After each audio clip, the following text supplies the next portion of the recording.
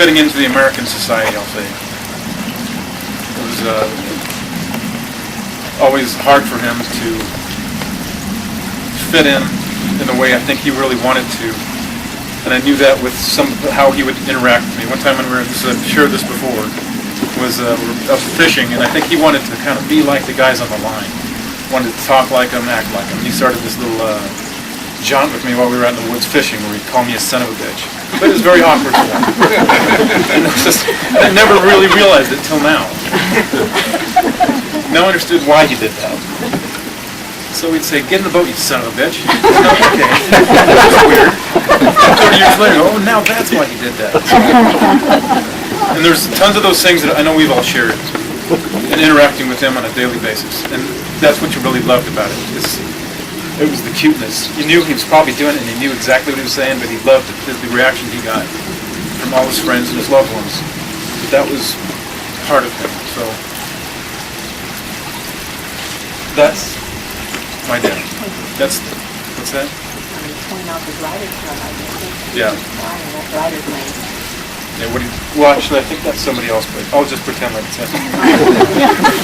Maybe you know. I was corrected, but anyway, I'd like for any of you or all of you to share some stories here about your feelings, your passions with them.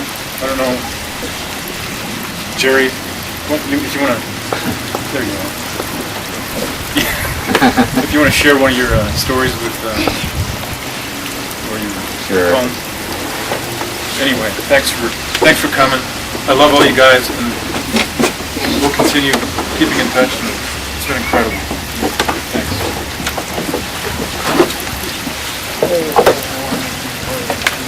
Celebrate Eustace's life and what he meant to me. I found a poem that reminded me of him, and I'd like to read it. It's called "When Death Comes" by Mary Oliver. When death comes like the hungry bear in autumn, when death comes and takes all the bright coins from his purse to bite and snaps his purse shut. When death comes like the measles pox, when death comes like an iceberg between the shoulder blades, I want to step through the door full of curiosity, wondering, what is it going to be like, that cottage of darkness? And therefore I look upon everything as a brotherhood and a sisterhood. And I look upon time as no more than an idea, precious to the earth. When it's over, I want to say, all my life I was a bride married to amazement. I was a bridegroom taking the world into my arms. When it's over, I don't want to wonder if I have made of my life something particular and real.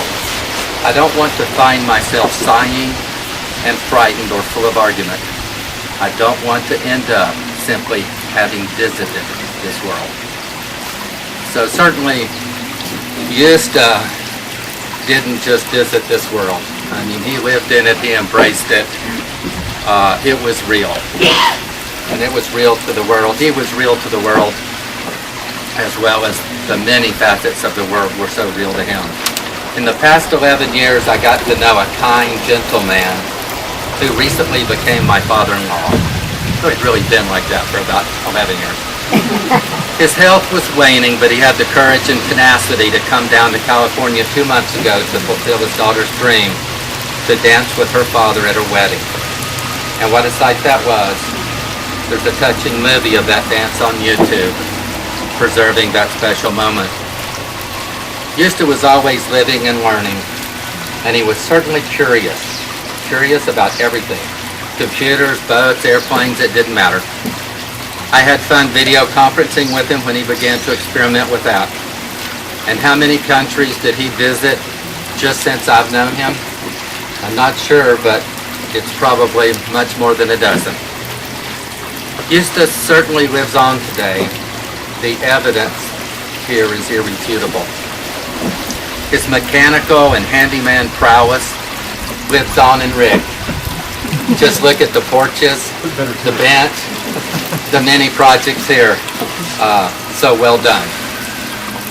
Observe the discipline and tenacity that keeps Lou so focused in her exercise regimen, as well as the pursuit of her master's degree.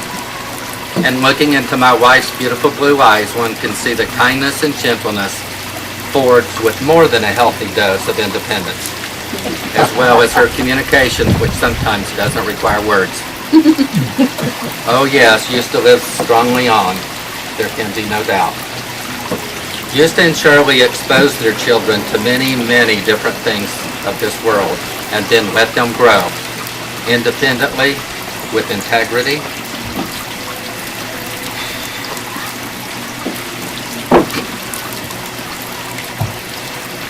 I'm a little more emotional than Yusta.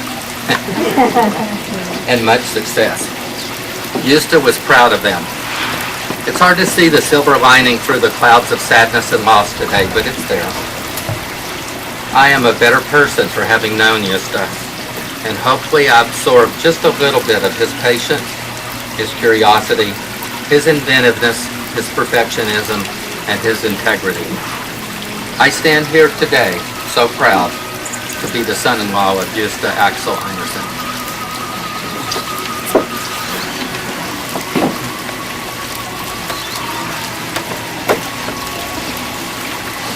If anyone else would like to say anything, now's the time. Otherwise, we can go in and enjoy her politics, or if she may put stuff into the hummingbird feeders so we can see them a little bit more. So, thanks so much. Yes, we feel blessed. We really feel blessed. It's hard to hear you. Oh, I'm sorry. Here I am again. Some of us are hard of hearing. I am. I don't have, do I have to repeat anything? No. Yeah. I am hard of hearing, believe me. You have been such incredible friends. They're Hank and Bill, who are out in that plane still. And John, who was the teacher John, of us all. John and Bo have done so much. It's been such good. Yeah. Good friends.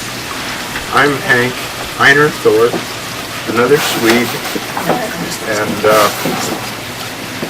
I met Gosta after we came to Wenatchee in '76, and we enjoyed a lot of the same things. We were both very interested in sports, and we were skiers,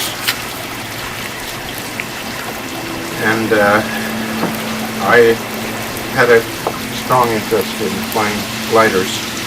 I had started doing that over in Sweden and Europe, and I got just enthusiastic about that sport, and and you too, perhaps, yes.